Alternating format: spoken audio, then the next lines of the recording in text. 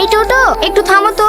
কি রে রোহন, এখানে বসে কি করছিস? পল্লবী তুই ভালো আছিস? হ্যাঁ ভালো আছি। তোদের বাড়িতে সেই কবে এসেছিলাম, আমার মনেই পড়ে না। আর তোর বিয়েতেও আসতে পারিনি, তাই কলকাতা থেকে ছুটি নিয়ে চলে আসলাম তোর বউকে দেখতে। আর বউ কেন রে, কি হয়েছে? বিয়ে করে বিশাল ঝামেলায় পড়ে গেছি রে। আরো তো বলছিল সাথে তোকে ভীষণ ভালোবাসে।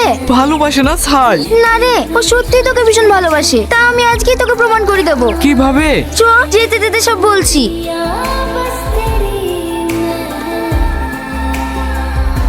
ওগো, এটা কে? কেন দেখতে পাইছো না নাকি আমার বউ? বউ, তুমি বিয়ে করেছো? আমি তোমাকে এত ভালোবাসি, তারপরেও তুমি এরকম করলা।